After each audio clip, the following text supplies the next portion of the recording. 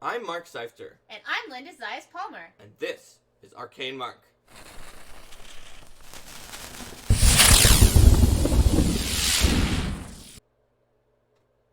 Welcome everyone to GM Tools Large Groups. Now you know how to do small groups. What about large groups? Starting with 6 players, which is sort of on the upper end of normal but still pretty large, and going into groups that are even larger than that. Like the time that I ran a group that was a combination of 2 groups, different college groups, some of which had overlapping players who had characters in the 2 campaigns that met up in the Shadow Plane to save some of their friends that were trapped in the Shadow Plane in both games. Or just any other situation where you have a ton of characters on the board, from animal companions and familiars like the adventure Linda ran at PaizoCon, where 7 people were playing her game. 5 of them had 1 animal companion. 1 of them didn't have any companions, and the last one had 2 companions. 6 of yeah. Right? No, it was 6 of them, and then 1 had 2 because then they had enough for everyone in the end. Yeah, 5 had 1. Yeah. 1 had 0. Yes. And 1 had 2. Yes. So enough. That's right. And then they said you can control my tricked out familiar battle companion to the one who didn't have 1, and then that way they all sort of have 1. So then we had 14, and then that doesn't count the camels or the figurine of Wondrous Power Ebony Fly that was following them around. That's right. Itsune Warlock says that only half of a college group would actually bother making it. It depends on the time, and it had to run 14 players with 2 GMs. I also had one time that I had 2 tables of people who were playing whatever that level of Thornkeep that... Oh gosh, that I think it was Eric Mona's level that was unstuck in time. So I was just running as the GM both of the tables at the same time, and they didn't really interact with each other, but they could see after images of the other group who was playing at a different time period, and they vaguely caused sort of at will little cinematic effects from each other, but were actually playing it separately. And the NPC who keeps flashing in and out of being with the group, I just flashed to the other group at that point. So that was fun. That wasn't really one table with a lot of players and characters. That was one GM running 2 tables. That was one GM running 2 tables, which takes some of the same skills that we're going to talk about, but mostly doesn't. But let's talk about some of the skills that are applicable even at the relatively small large table of 6 players. Yes. And that translate more up to as you get higher and higher in the number of players being something. Yeah, let's talk about that. 6 players. They don't have a million animal companions or eidolons or whatever you have. It's just 6 people playing at your table, and that is even sort of like the standard that Pathfinder Society First Edition came to accept because of the fact that that's what a lot of people were filling. So what do you do different? First of all, we were talking about how it's different when you have 3 or 2 or 1. So, and we talked about the fact that you need to know exactly what those people want because they're going to have a lot of spotlight and you have to shine it on them. So the first most obvious thing is when you have 6 players, instead of like, oh my gosh, there's so much for this person, make sure you know what they want. It also is important to know what they want because with 6 players, say it's a 4-hour session, say that you're actually on task for 3 hours of time, that means each player is only going to have up to 30 minutes of spotlight, and that's assuming someone has spotlight at all times. Which isn't going to be when you're rolling initiative or just going, talking in general, that won't be the case. So probably if only half the time someone has a specific particular spotlight, like when you're doing combat and people are taking their turns, that's the spotlight time. You got, 15 minutes during the 4-hour game of Spotlight. Yes. So you better know what they want, and you better make sure that you don't give one person an hour and a half of Spotlight, and then nobody else more than a minute or 2. So, when it comes to Spotlight, and the sharing of Spotlight, in the thanks for subscribing, Night Chase. In the lower player games, you can be a lot more... You can be a lot more loose about that. You can make sure, okay, yeah, this person's definitely satisfied with the amount of time they've had. Now we can move to the next person, things like that. But as you get to higher and higher player counts, you really have to be a lot more deliberate about how you transfer the spotlight. Because the larger group you have, the more that the player who naturally draws attention to them is going to be pulling from everyone else. and the more that the player who naturally sinks into the background is going to be letting everyone having even more people that they can let take over from that point. So you definitely need to be more deliberate about giving spotlight to people and recognizing what they want, and also recognizing when those overlaps happen, because with a large group, you could well have multiple people who say, my favorite thing is to be the face of the party, for example. Or my favorite thing is to be the powerful tank who rushes to the front and holds the line. So it's a matter of making sure that each player who has also those similar interests gets a time to spotlight in those interests, and working with them to make sure that the way that their characters interact, as well as the way that their characters interact, is going to be favorable to that interaction. So let's say you have two people who really like being the face of the party. You don't want them to be constantly one-upping each other or trying to fight for being the face of the party, unless those two players want that to be a conflict that occurs within the game. Be like, competition. I diplomatized 5 NPCs. Well, I diplomatized 7 of them. Mm-hmm. Also, why are we using the verb diplomatize? It doesn't even make sense. Diplomacy hammer. Yes. So, one thing that helps you in Pathfinder 2nd Edition is if the spotlight is more like the second kind, which is an in-combat spotlight or a role spotlight, or even actually the first kind about being a face.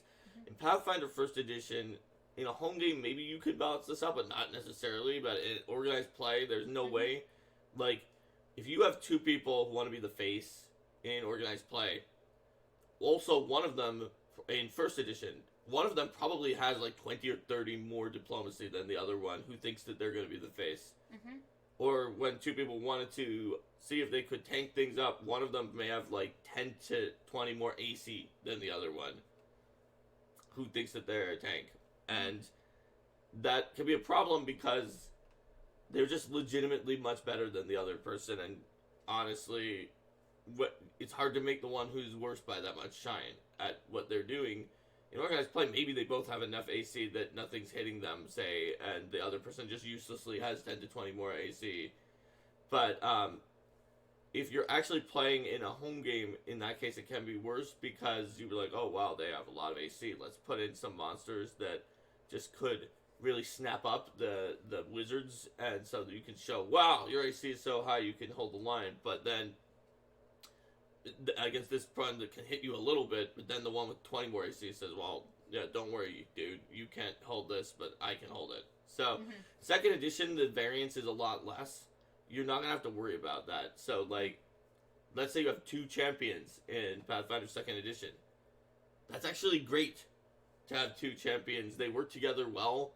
You set them up near each other, and it's a no-win for the monster, because whichever champion it attacks, the other champion uses champion's reaction on that champion, mm-hmm. and they can hold the line like nobody's business. Well, I think that comes down to, in organized play, when you have the shorter experience, it's a lot easier to shift things in the favor of the player to allow for more flexibility for the player whose character is still capable of those things, but not as ridiculous as the other person. Whereas if you were doing that in a long-term home campaign, it could start to create strain credulity that, like, it seems that about half of these NPCs who want to do social things address this person first and start talking to them.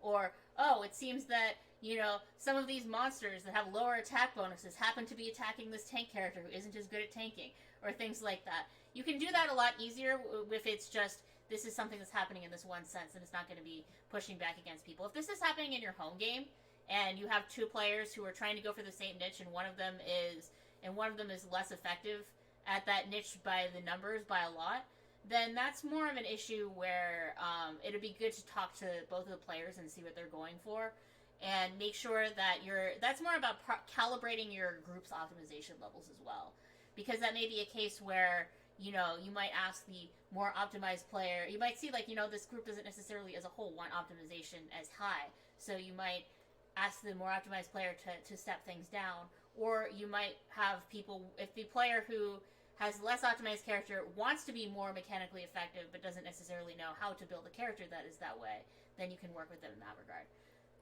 Yeah, I'd say that that's true.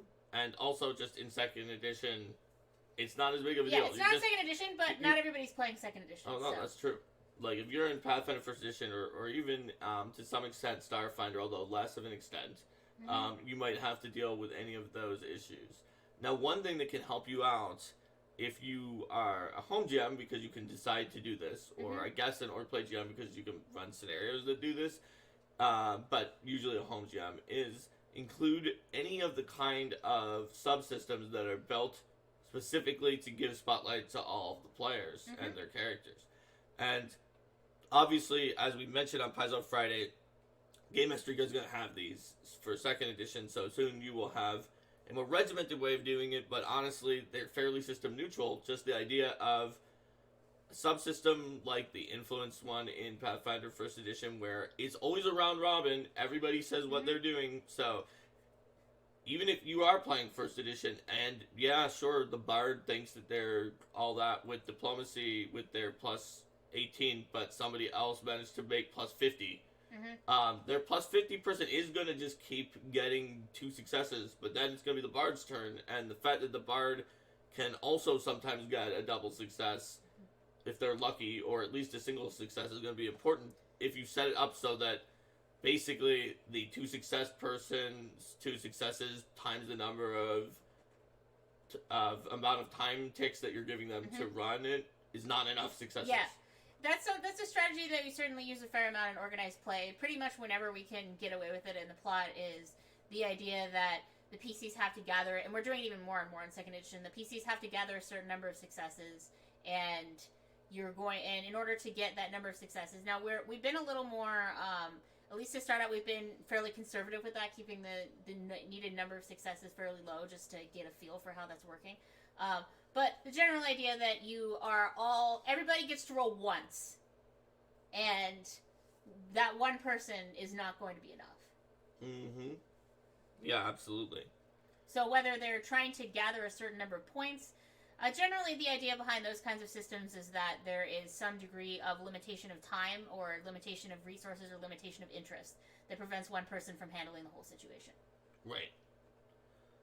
That is pretty true. So this is a good strategy for GMing with large groups, is to create these situations that require teamwork. We sort of hinted at it with combat, saying you're sure to give spotlight to, at least some spotlight to everyone in a combat, because it goes around and it gets to be their turn. It might not be great spotlight if they wind up rolling badly and don't do well on that turn, but at least they get a moment. And so therefore, any subsystem that guarantees to give them a moment, because you go around the horn and ask everybody what they're doing, and delineate it into some sort of time ticks, like rounds, is guaranteed to give some spotlight, even in a larger group. So basically, the idea is, if you go a little bit more regimented and a little bit less free form in how you handle some of the big situations, that can help make sure everybody gets a little bit of a spotlight. And we're talking about, so you're saying, ask what's the definition of a large group? We're talking about 6+ here, but specifically we're talking about spotlight sharing. When we get to like 8 or 9 or 10, there's just some mechanical ways that the game is run that we're going to have to talk about, how you might need to change them, or even just a lot of animal companions. Animal companions, usually, except for the fact that their players take more time in combat, but say everybody has one, usually they don't alter the spotlight that much. But they do alter the flow of combat. They do alter the flow of combat and start making it more like an 8, 9, 10, 11, 12 player game in terms of what's on the field. Less so in Pathfinder 2nd Edition than Pathfinder 1st Edition, where the Animal Companion and the Eidolon might be doing more than an entire other player is doing. But even then, it's still bodies on the map. And yes, conjuration wizards, people who are summoning lots of creatures, can create the same kind of situation, particularly if you have someone who's got a lot of spells up. Oh, Joe Junger says Master Summoner. Yes, Master Summoner. Oh yeah. I mean, that's why Master Summoner wasn't in PFS, not because it wasn't like a fair archetype or anything like that, but because it also wasn't a fair archetype. But the reason it wasn't, I'm not going to make judgments on whether or not something is a fair archetype, but I will. Okay, you can make those judgments. That one in particular wasn't, just because the fact that it could summon a swarm of 24 of a thing that would be helpful to have in a fight is not only takes a ton of time at the table, but 24 of a thing that's helpful to have in a fight will win the fight. In any fight. I mean, as a designer, you can make those judgments, but as an organized play person, as a policy won't make statements on things that I think are on the balance of things in that regard. I'll make statements on how things interact with the community and with the flow at a table. So it's something that we that everybody was considered as like, oh yeah, that in table time is going to be a problem, particularly with the time constraints the GMs have. I mean, even regular summoning in Pathfinder First Edition could be very disruptive. There was a time Linda and I were playing a special, and we brought multiple characters each, and we asked our players, it was at PaizoCon, like, who they wanted us to bring in, and they said they for sure wanted Linda's Preservationist Alchemist and my summoning-focused Lore Oracle. And we were like, are you sure? And they're like, no, absolutely. And there was a giant final battle full of demons at the end of that special, and like wounded knights, and at one point we had up like probably I think I had 3 or 4 of my own summons. And how many did you have? I had like 5 Earth Elementals, and this very ineffective swarm of 4 eagles that after they smited were not useful at all, so I just started ignoring them. So while we're talking about summons and that particular contribution to large groups, let's talk about some strategies for running combat more efficiently. And I'll start with the one that comes immediately out of this one, and that's if you got a lot of creatures that are going on your turn, it's good to get color-coded dice that you can use and roll together. So it's like, okay, blue's this one, purple's this one, red's this one, green's this one. You roll them all, and then you roll them all, you see what hits, and then you add the damage for the ones that hit. And also, pre-roll if you have literally 5 Earth Elementals like I did. But talk to your GM. Especially if you're doing an organized play setting and you're not familiar with your GM, some GMs are comfortable with pre-rolling, some GMs are not, particularly if you're like, okay, I'm going to go roll for this, and it's clear to them when you're rolling, because it is an unfortunate circumstance that some players may take advantage of those sorts of things. But I mean, if you're rolling your entire mitt full of dice, like, they're probably not going to care. But still talk to your GM and make sure that they're good with that. Pre-rolling those sorts of things. You need the GM to tell you to pre-roll things, and in that case, or ask them if you can pre-roll because you have something. Exactly. They need to be on board with it. In that case, our GM was John Denning, and he absolutely was on board with us pre-rolling things. Yes. So that whenever it came around, we were like, okay, we're deciding. So when it's about to be our turn. So speaking of when it's about to be your turn, if you have a group of 4 players, they're probably all going to stay focused and engaged in the combat and noticing what's going on and things like that. If you have a group of 6+ players, the more and more players you add, the longer it is between people's turns, which means that the more likely that they're going to space out. Yep. So providing reminders for players that their turn is going to be next. So be like, Illyria, you're on deck. And so it tell someone that the turn's going to be the next after this one, and then like, Illyria, you're going to be next. Okay, Valorous, it's your turn.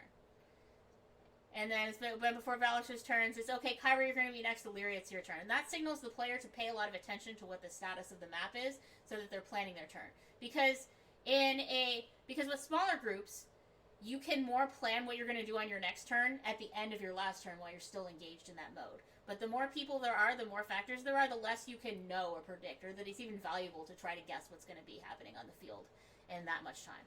Also, while Theater of the Mind in particular can go faster with larger groups because you don't have this giant physical representation that you have to keep manipulating that's full of things, can get a little complicated for people to imagine how much is on the field, and if someone spaces out, you might wind up having to re-describe the tactical situation to them because they just weren't paying attention to anything that happened. So you have to, there are pros and cons to any kind of way of managing it with a high enough number of players.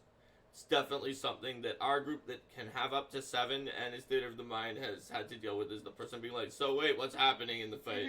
Or so, it's like, so is the one, it's like, so, I'm going to ask a question, like, so is the one who is next to me still up?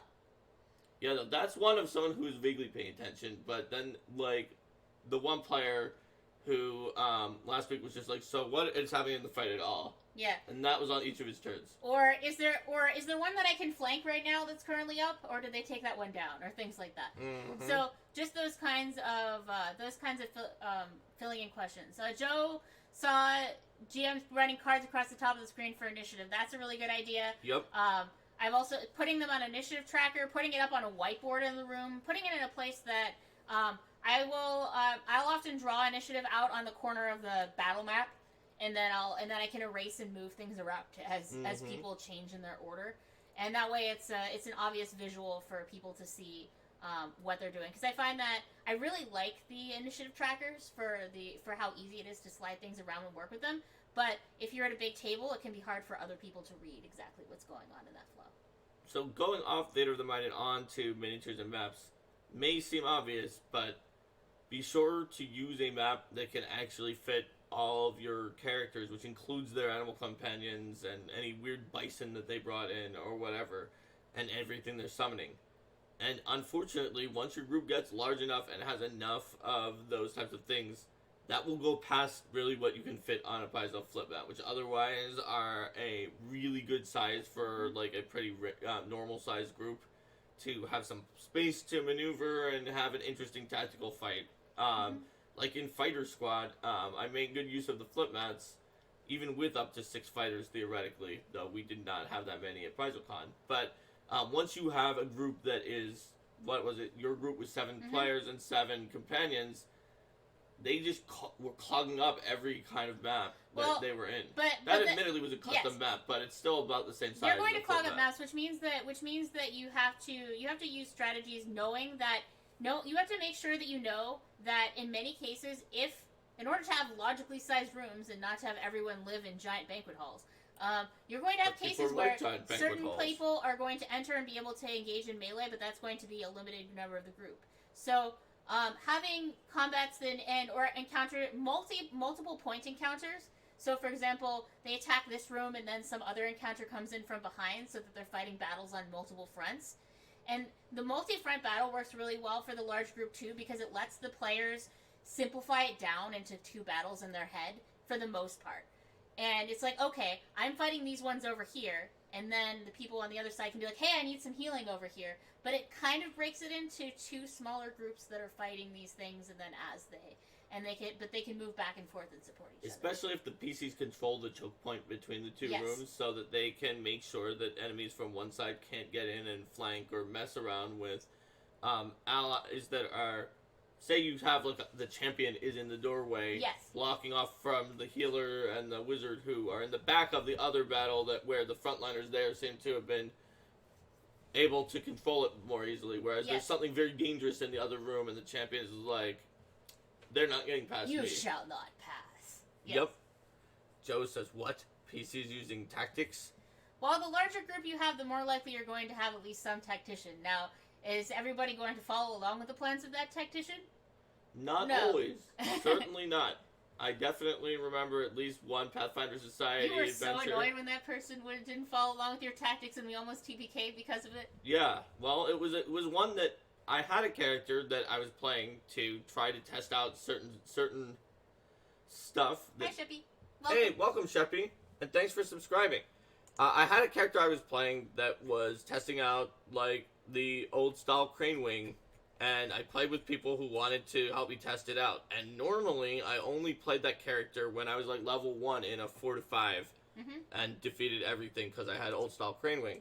But in this case, I had, in the same Gen Con, this was Temple of Imperial Enlightenment, I had run it, and it had led to a TPK, because there's some pretty wild stuff in there. So, when I saw that this party was going to be forced to play up, no matter which of my characters I played, even if I played a first-level character, and it was going to be really, really sketchily close and being forced to play the high sub-tier, I brought my crane. I asked if people wanted. They said yes, and brought my level 4 crane wing guy to it. So there was an encounter where there's a bunch of enemies who were melee enemies that were all stuck in a room, and there was only one 5-foot square entrance, which I was standing in front of. It was Joe Younger says the final fight is nasty. That it is. We weren't even there. We were at that other fight, with the multiple guys with the big weapons, and I was standing in the choke point doorway. No, and the enemies could not get through without like going against my CMD, which was also very high. They could not hit me because I had Crane Wing, which means they automatically failed to hit me. So we could have just kited So, and we had a gunslinger and a bunch of ranged people, but we did have one other guy who was melee, and that guy was level, like, 2 or 1 in the 4 to 5 sub tier against these ridiculous guys that also have a very high crit range. So, I was like, please let me hold this spot, because you're probably going to die if you go inside. And he's like, nah. And he went into the room. And then he was instantly hit to 2 hit points from death. And then we had to struggle to get in there and save him, and almost everybody died. I mean, you say TBK, but you mean TBK except the Crane Wing character. I mean TBK except I would have definitely beat the entire rest of the adventure on my own because I had the original Crane Wing. Yes. Which, yeah, people online said it was not that strong because it doesn't make you offensively strong, which is true. But in a situation where you were going to lose, you can't lose. So, well, yep, it got around it. It did. The point is, people aren't always going to follow the tactics. So, and in a large group, you can't really have tactics unless everyone is very, very tactically minded. Because somebody's going to Leroy Jenkins. Somebody is always going to be. Well, so unless you, not always. If you're a group that all likes working together, then like our group that we're going to play with today is pretty tactical and usually will listen if someone has a tactical thing pretty strongly, even though when they have up to 7 players. But a lot of groups, especially in organized play, where you don't really know the people are gonna, someone's gonna Leroy. Yep. And you have to be prepared for that in a large group. That's another part of large group dynamics. It's not just spotlight sharing. It's also the fact that there are going to be more opinions about what to do. Yes. Sometimes that's good. We talked about the fact that in a 2 or 1 or 3 player game, maybe they don't know what to do at all. Just amidst all your players, there are no ideas, and you have to bring in NPCs to talk with them about it. And so sometimes it's great because when you have 7 people, chances are somebody in that group is going to be able to have a game plan. But the problem is when they have very, very dissimilar game plans. So let's say that you have 2 people in your group who really want plan A, 2 people in your group who really want plan B. They're arguing, and the other 3 people are just like, nah. Yeah, so let's just use a more concrete example. So you're in, like, the icy Arctic lands. Yes. And you guys made a deal with this other character's evil half-demon sister who was like, I don't care about hurting you guys. I just want to, like, annihilate all of the people who live in the Arctic Northern lands and feed them to my demon god. And I'll help you guys go fight these Oni that you're going to be fighting because I like my sister. Yeah. And so, but then the sort of psychopomp planner Scion is like, this demon lord is undead, and like the Life Oracle's like, they're killing the entire populace up here, and decide like maybe we need to go back and kill this person that we made a deal with. And some of the other people say, well, we made a deal with them. We should keep the deal because it's a bargain, and our true foes are the Oni. And then there's the middle people, like the one guy who's like, on the one hand, I agree with that. On the other hand, my wife is from the group that is going to get killed. That was a messed up character. Anyway. So, and you have to figure out what to do. Ultimately, when this did happen in our group, there was like a long discussion. People tried to convince the swing people. And in the end, they convinced everyone to go back and kill the half-sister. And they left behind, the sister was like, I'm not going to help. And then she didn't. Yes. And it was a large enough group that was fine. They also had a bunch of NPCs. Josiah talks about, what about if you have NPCs there that were in their caravan, so they brought more NPCs than they would have if they had that PC. We also brought NPCs in to share their perspectives. Yep. And asked certain NPC, and our characters asked NPCs that they trusted and got along with for advice on this matter, and also brought in NPCs to help make their argument. That's right. Like the NPC Lurakian of Desna was like, yes, you killed this demon worshiper, they're terrible. Whereas the chaotic evil, but friendly harpy who just thinks good aligned people want to annihilate evil people because they're untrustworthy, which you can trust someone evil to go for their own self-interest, said, oh yeah, of course the good people in the group want to go back and kill this person you made a deal with just because she worships a demon lord. this is nothing new, but don't do it. You're all hypocritical You're all traitors. hypocritical traitors, and you tell me not to worship Pazuzu. Yep.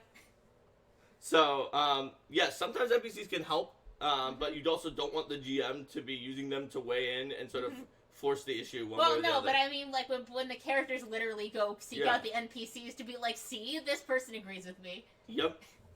That's right. So, that, and just generally, as we said, it could be an episode about managing the situation when there's conflicts. So we talk a lot about, like, oh yeah, here's some things, we can work together, social contract, but sometimes there are going to be conflicts. And in a large group, it can become, even if it's not adversarial conflict and just disagreement, it can become a lot bigger because there are more people. And sometimes, I would just say before we go off that topic, out-of-character conversations can be really, really valuable in that case. Yep. Because with a larger group and more voices, you can get mired and stuck in a topic, and people can really get frustrated because they are trying to, especially if they're more likely to get stuck in loops, they're more likely to say, oh, I can't really get my point across. Yep.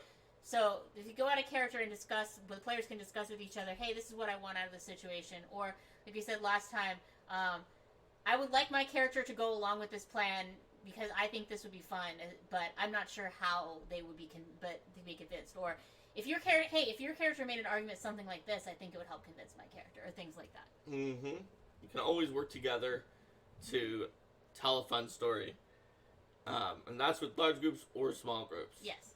So we've given advice that's good in general for any kind of large size group. What about like the ridiculously large groups? Well, for one thing, a ridiculously large group, like, oh man, there's 12 characters. There 10 characters. There's gonna be monster encounters unless everything is just full of a weirdly small number of very high level creatures that can wipe the floor with everything using area of effect. There's gonna be a lot of enemies too. Yes. So, and to make the GM stay sane running 20 enemies, you're probably, as a GM, going to run a lot of duplicates, where it's like, oh yeah, it's 6 of this random rogue, 6 of this orc warrior.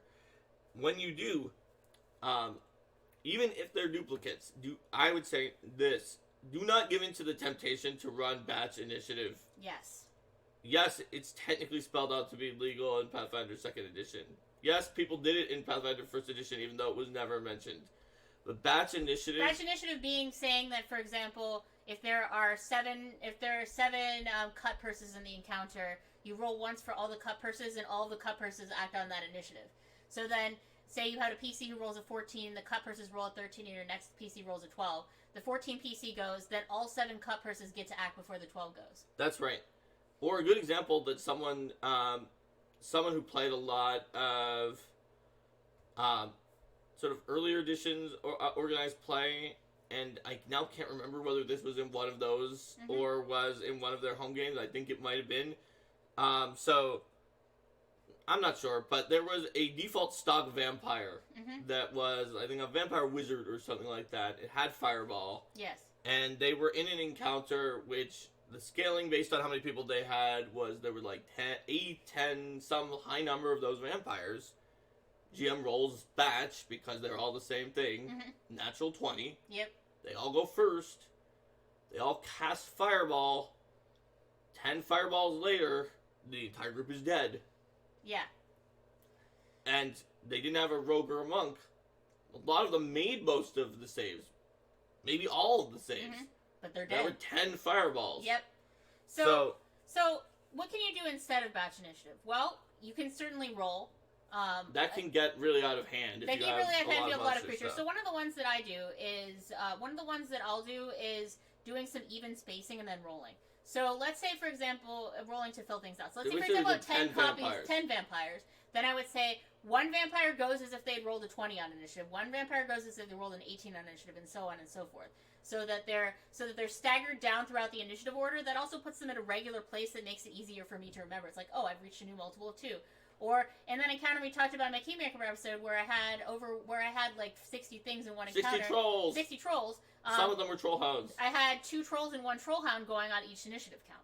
So then I would know it each time, like, okay, and then these were like this thing A, this thing B, this set C, this set D. So I think it was like A1, B1, T. I think so. But, and that's how I did those. But yeah, no, and that helps a lot. Yeah, so if you have like 12, for example, you could do, the 10s, every other space, and then roll for 2 of them to see where those slot in. And that also helps control the variance of it a little bit. And, it's kind of fine if it's a little more predictable for the players that these are going to be on a steady churn of enemies. Like, a steady churn of enemies as opposed to clumping is generally a better experience anyway, so... It's a better experience. It makes everything you put into raising initiative, if you did, or whatever status for initiative in Pathfinder 2nd Edition, mean more, because if there's something every 2, then that means that your +2 definitely pushed you across a person, whereas otherwise it only does so every once in a while. Also, if you must, for some reason, roll batch initiative, think again. But if you must, then you need to let people delay into the middle of the batch if they want to try to ameliorate how bad the batch is for the player's experience. I had a situation once where my healer was trying to delay into the middle of the batch because it's like, well, it's not... The point of my healer was, before the enemies can focus down somebody, I'm going to heal them. Yes. And so they stay up. And so that we don't drop them and then have to heal them up and they wake up and pick up their stuff and it takes a whole turn. And so I was like, I just said I delay. And then after like midway through a gigantic batch that was the entire encounter, I was like, okay, I'm going to come out of delay and heal because he's pretty low. And the GM's like, you can't come out of delay in the middle of this batch. And I was like, why did you even let me delay then? So please make sure that even if you somehow do use a batch, do let people break up the batch, because the batch is not a good experience. It's the Propagandolf. Alright. Joe Jungers talked about a group of, it says Zyme Snekmas. It's a little Christmas snack. Yep. Aww. Joe Jungers talked about a group of harpies with batch. Yes. And already in Pathfinder 1st Edition incapacitation groups, like group of harpies, group of mummies at the end of a certain Jason Ballman Pathfinder Society adventure that almost TPK'd the group I was running, but the one sorcerer made all 4 or 6 or whatever of his saves and then soloed the entire fight. Any kind of group of things where it's like, roll 6 saves, I know you're going to make it, but that's 6 chances for a 1, 2, or 3, which are the only numbers that fail, and turns out there's a high chance you're going to roll 1, 2, or 3 on those 6. Can be real tough, especially if they are either batched, or in my case, it was an automatic aura, so you open the door, everybody in the party was in the aura. Oh boy. So, another thing when you're talking about these combats with large groups, is that there's a lot of information to keep track of. And it's a lot harder for, say, like, the PCs have a lot of buffs that are up. If the GM isn't necessarily going to have the bandwidth to track, say, exactly how many rounds the spell that the PCs put up lasts. I mean, you can put it on your on your combat tracker pad, but eventually that's going to become this ridiculous Christmas tree full of stuff. So generally with large groups, particularly because the players have less time that they're actually being active in the game, and so they have more time with the combat, they have more time and resources to track their things, having players track their own buffs and resources as opposed to having the GM do that and holding them responsible for, like, hey, let me know when these expire, or keep track of when these expire, or things like that. So that they are keeping track of their own resources, they're keeping track of their own situations. If they have an ongoing condition, you'll want to mark it down for yourself, say if they've got persistent damage, but you also want to ask them to remember what their situation is so that they can help provide that additional support and that additional memory of what's going on. The more you can deputize someone in a large group, the more you're taking the fact that there's lots of people here and turning it to your advantage. Also, when it comes to doing the initiative, it's better if you can have someone else be the one who says, okay, you're up next, you're on deck, as opposed to you, so that you as a GM can focus on other matters. That's right. That definitely can help, especially if you have a facilitator kind of player who wants to help out. Like, we had a lot of people playing a fairly complicated, but ultimately just came down to designate your time tick, roll a skill check that like gets increasingly difficult in an unusual way. In Iron Fang Invasion, we were going back to Pathfinder 1st Edition, and so I sort of helped marshal the players as one of the players to be like, okay, here's the skills that you have that nobody else has, and the places where if you do these, and if you don't do them, nobody's going to be able to do them. And which ones do you want and try to make sure everybody was doing something and kept track of where our weaknesses were, so the GM could say, yeah, that works, that does this. Yeah. And we got through it a lot faster if we had just sort of, the GM just been, okay, everybody, time slot 2 for the day. Come on, what does people want? We probably would have been pulling teeth for a long time. I guess we need someone to do this. Wait, what are the skills? Do I have that skill? No. Okay, I have that skill, but it's a +4. It's not that good. That kind of thing. Yeah. So, facilitator players are absolutely amazing when you have a large group to assist you. And having players keep track of other things too. Oh, look, it's a deputy snake. It's a deputy snake. Having other players keep track of other things too, like keeping track of the journals of what is going on with the NPCs and things like that. Again, these give players more things to do during the game when they're not having the spotlight and take more tasks off you as the GM. That's right. So you might, for example, be with a dungeon. For example, maybe you draw it room by room on your flip mat or whatever, and then you have a player who's drawing out their own map of the area. I know that we did that. And I know that we did that in a game, the Arthurian campaign that we were playing, where we were mapping out the dungeon. You were put the rooms in, and then I was creating the map. Then, just to make sure you could remember the rooms, and then you were writing up like these weird random names on them, like Seasonal Archer. Yeah, and then we gave the rooms names and things like that to remember, because it was a very convoluted dungeon that we ran, and so we only had one encounter in it, though. I know, but it was so confusing. It was awesome. Yeah. How about giving players time limits? Start counting down sometimes if they're really stalled, gently, of course. I would say that there are certain things you can do with that, like letting them know, like, hey, while you're thinking about this, I'm going to have you go into delay. Particularly if the enemies aren't going next and it's another player, then having players swap initiatives by having the one who knows what they're doing go first and giving the other one some more time. I mean, it's a matter of being polite to everyone in that regard and making sure that they don't feel like, oh no, I'm taking up everyone's time or I'm being rushed or like they just don't want to hear what I have to say. But you can certainly say, like, do you want some more time to think about this person? Or even if you don't know, you can always delay. Yeah, or if you don't know, you can always delay. You can come back in whenever you're ready. Yeah, exactly. That sort of puts it in a different framework than like 10, 9, 8, 7, 6, 5, 4, 3, I would totally 2, freeze 1. Alright, Linda, you're delayed. I would totally freeze if someone counted down on me. Yeah, I personally wouldn't like the 10-second timer method myself.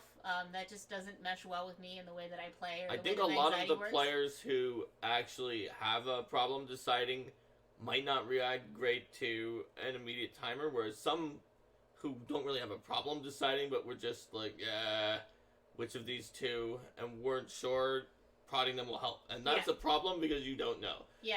Like, I have an countdown timer, and honestly, probably just rather have someone else decide what my character does.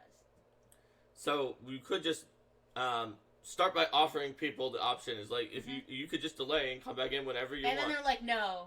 And they're like, no, I'm going to decide. And then you can go to the timer for them, because that way it works pretty well for both styles, because the style that is more anxious and has analysis paralysis may be willing to delay more than the style that is just like, no, I'm going to pick. Really depends. We certainly at least have one player who probably would not have reacted well to either of those. Yes. But that's what it's like to have a large group of people and have a lot of different personalities. Yeah, so it can be a strategy that works. Again, a lot of these things are knowing your players, and if you're an organized play, erring on the side of things that are going to be more acceptable to the larger group of people. I think knowing your players and understanding the fact that you know your players in a home group in a way that means everything we say on this stream, everything we say on official Paizo streams, everything we write in the books. Like, people a lot of the time are like, well, I know my players, and if we did it this way that's not in the book, it'll be fun for everyone. But it's in that book. So Mark and Jason and Logan and everybody and Liz must want us to do it exactly how it was in here, even though it's not fun for us. It's like, the number one thing is you know your group and you know your players way better than we can possibly know your group and your players. So you have a special insight into them.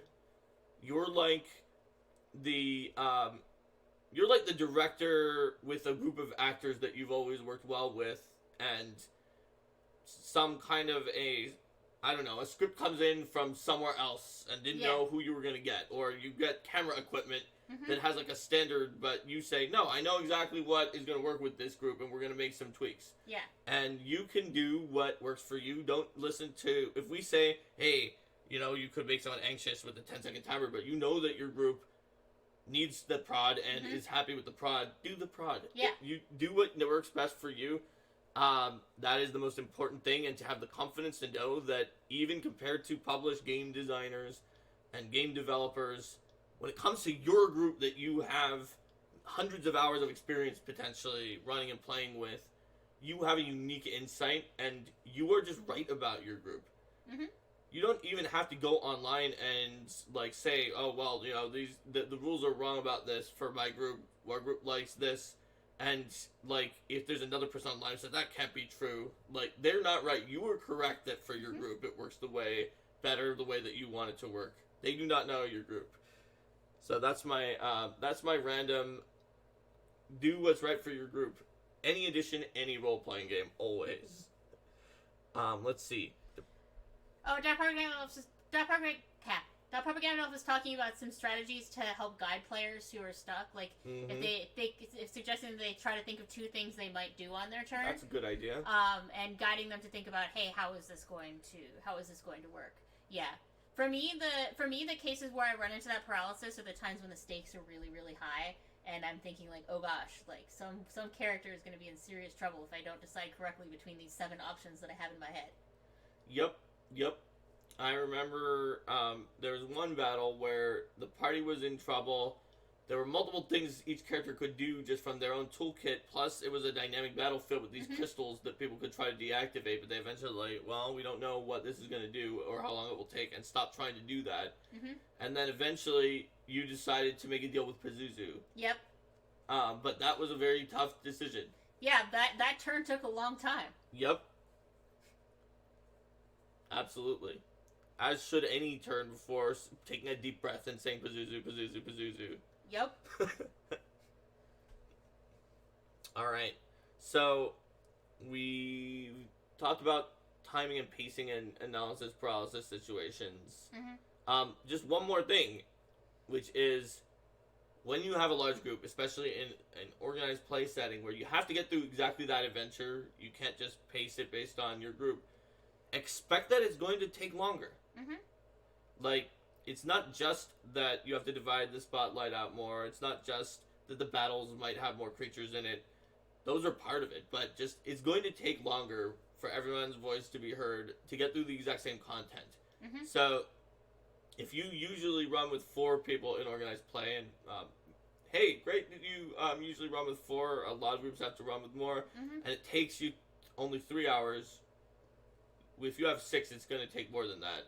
Or if it takes you normally 4 hours, if you have 6, be careful. You might get to the closing time of your store. Yeah, 6 in my mind is sort of that upper ceiling. I mean, you hear about what people say about 7-player tables, and that's certainly been my experience too, that when the 7th player is added, it's just like, that's what hits the break for a lot of people in terms of what is possible to do in 4 hours in a satisfying fashion.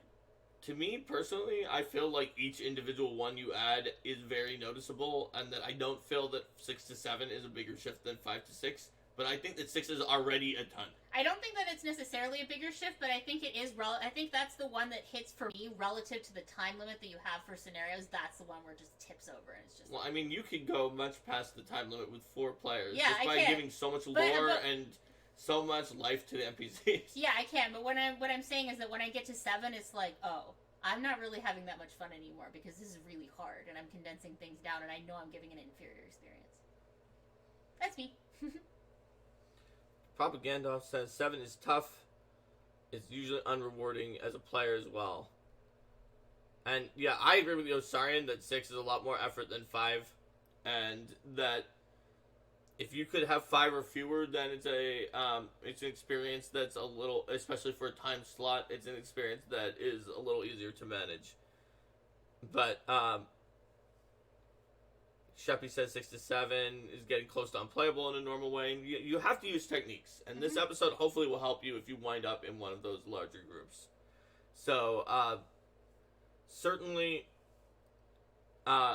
Yeah, certainly if you run a group that's very small, like in our last episode, or that's very large, like in this episode, you have to use tricks. You have to do things differently. The game was, and both games, all three with Starfinder, were kind of designed to work well in a 4 to 6 range mechanically, but that doesn't mean that the number of people at the table at 6 doesn't get a little bit unwieldy in a social dynamics kind of way. Like, sure, if it was a miniatures game that just one person was playing 6 characters, would it be balanced against the monsters? Yeah, probably. But just the dynamics of having 6 people sitting down shift a lot of things. When I have a 6-player table of new characters, and I know these larger tables of new characters, and the more characters I have, and I know that this also takes longer and longer the more characters you have, but the more characters you have, the more I prioritize the in-character introduction. Yep. At the beginning of the adventure, because an in-character introduction that takes place while there is an NPC who is present who interacts with each character in some way. Because then that gives me a chance to start engaging with each character and getting to know what they're like and having them have this little interaction with others.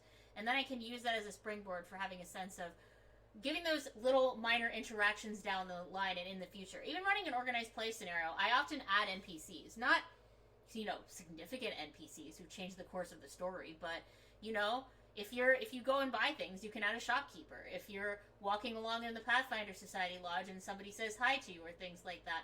Just finding those opportunities to show those NPCs that are obviously there in the background and aren't really going to impact the plot, but find the signs and ways to show the ways that people interact with the PCs. Even just glances and looks can be a really efficient way to give attention. If you have a character who is acting in a way in which they clearly want attention, and they're really breaking the social conventions, and they're having fun with that, having some NPC look at them completely askance, exactly. Or having someone come up to the PC who is fashionably dressed and compliment them on their attire and ask them where they got these latest fashions and things like that. Those little moments are fast, but in a situation with a lot of players, when you don't necessarily have the time to have those longer focus points as often, they at least give the player that attention in that sense that their character is being noticed and impacting the world. So Rico asked, did we already talk about how I ran multiple groups simultaneously, as you, Linda, have previously claimed I have done, much to your disbelief? We mentioned it, but maybe we didn't go into it as much as we should have if it's an interesting enough point that Rico's I came in late and it happened. What techniques did you use when... So first of all, we were in 2 adjacent rooms. So that was the time that I ran 2 tables of the same adventure that were time shifted. I just went back and forth between each room, interlacing it. The rooms were adjacent, but also they were completely open, and you could hear what was going on at the other table, and they could talk between each other, and I could stand in the middle and be very easily heard by both of them about things that were going on in between both of them. But I would run back and forth as the NPC to the different tables. I would have... There was, a room in that dungeon that has, monsters, not always the same one. One of the monsters coming out of it was a painting or a tapestry or something. So I had different monsters coming out for the different groups that they had to fight, and they saw the other monster come out in the time-shifted image. That was 2 groups of the same. How did you handle our combats in that? Places. You guys were fighting, and I just rolled initiative, and then I described what happened. I was like, oh, yeah, you guys see the time-shifted manticore that's not fighting you, move up and go stab that other guy. And I also told the group there, you get stabbed by the manticore. It was just there were 2 battles. They happened 100 years apart from each other, but with ghostly images of each other because time was shifting around.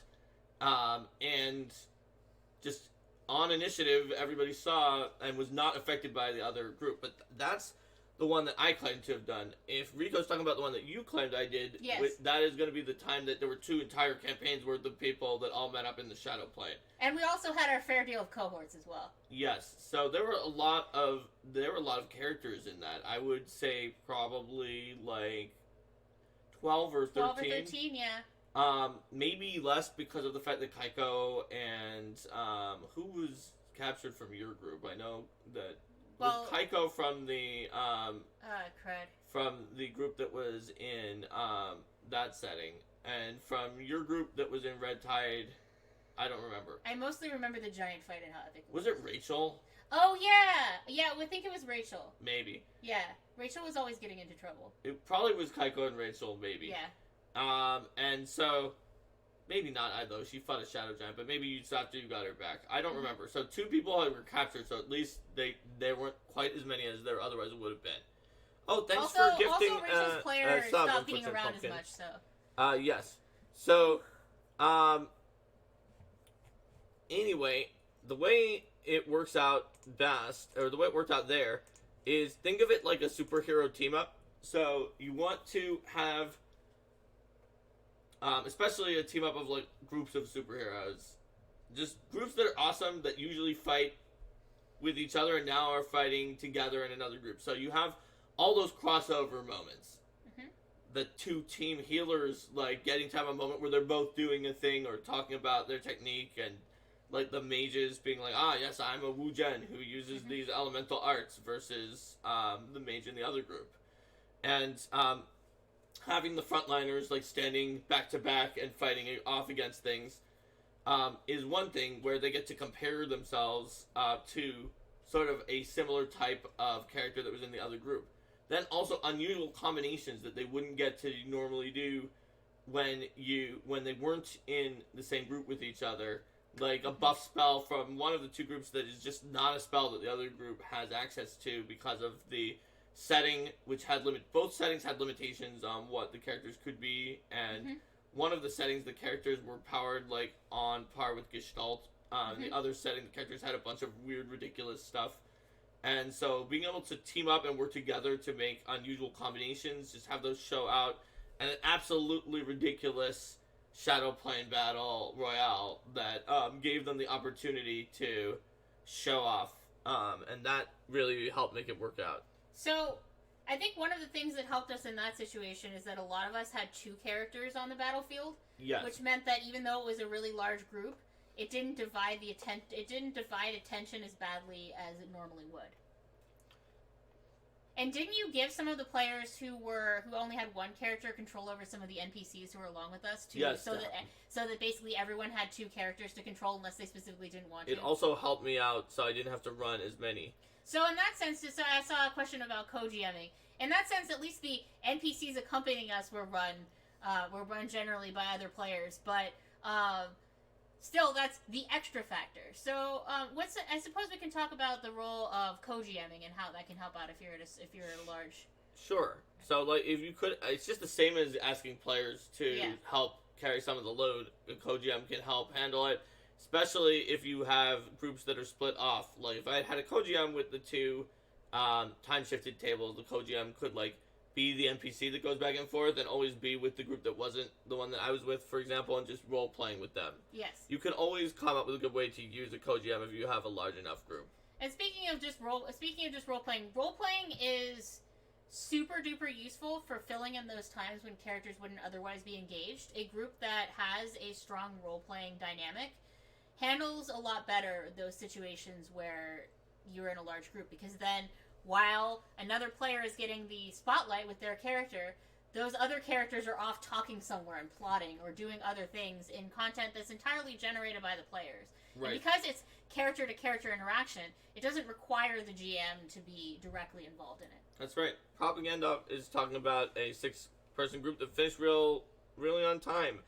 In 2nd edition, it is true that Pathfinder 2nd edition, our group is large, and we found that it runs more smoothly for a higher number of characters and more quickly with people getting their turns and getting through more.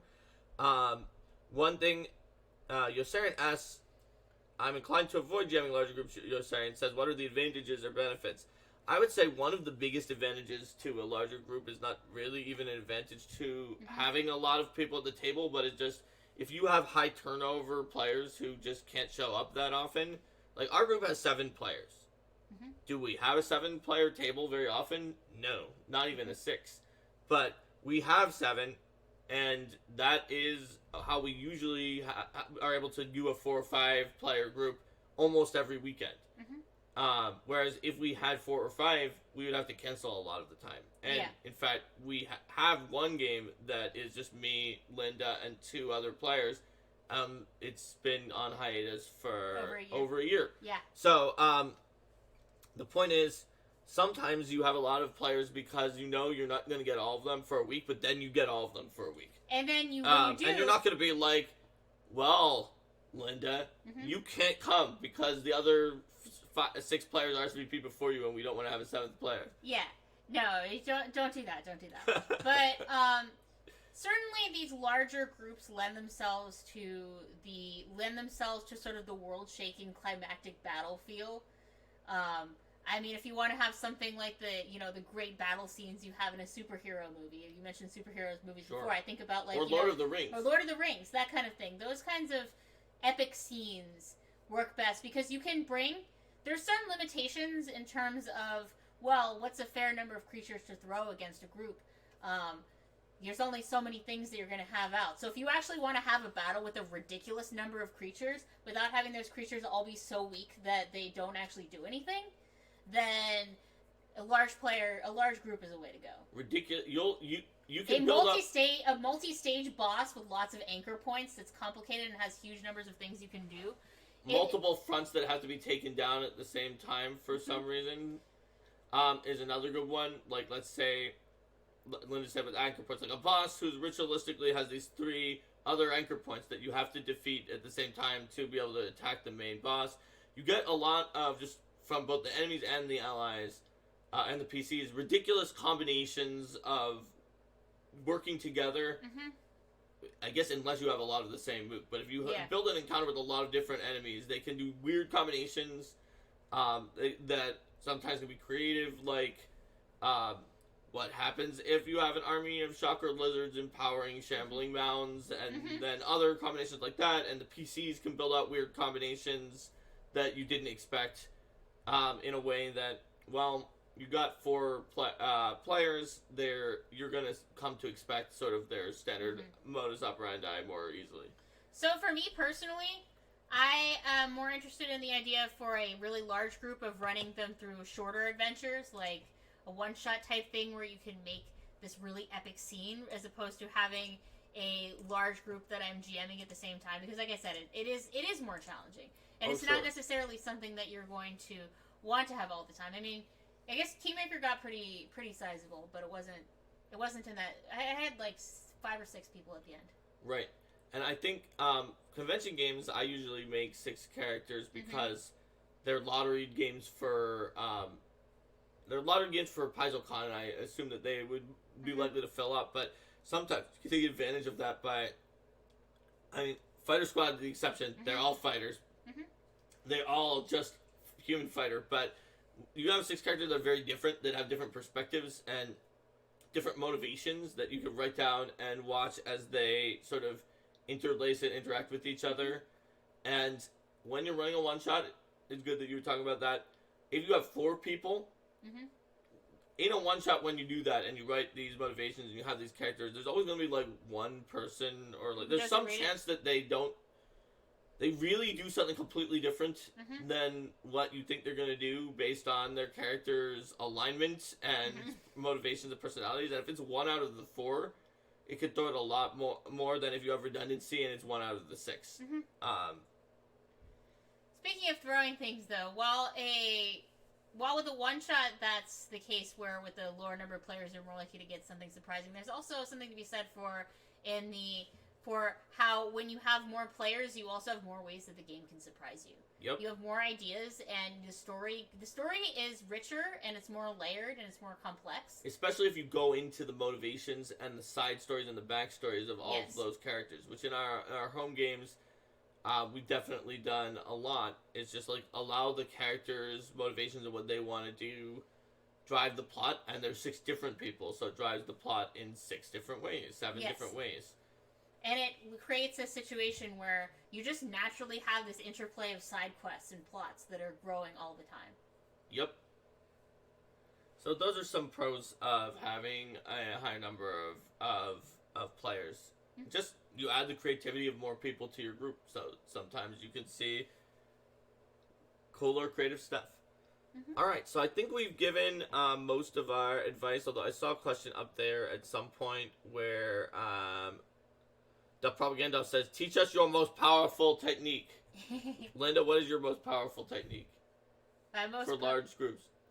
I would say that it's what I mentioned before with the use of NPCs and with the use of NPCs to do small targeted to give attention to people in a small targeted way when the flow wouldn't otherwise allow for that. To make sure that people are being engaged and balance the attention in that regard. I would say effective, something very similar, but more generic. Effective, exciting transitions between people that keeps the other person who got transitioned out of paying attention. Hard to do for us, honestly, with our current group, because we're also doing it online, and in person, that's a lot easier to handle. But if you can do that, it makes jamming with large groups, keeps everyone engaged, and even if you have two different groups that are going on, watching and being like, why is there a Manticore stopping around with them? Can be fun. So we've given our most powerful techniques. I think that's about it for large groups. Shall we say goodbye to YouTube? I believe we should. All right. Bye, YouTube. See you next time. Bye.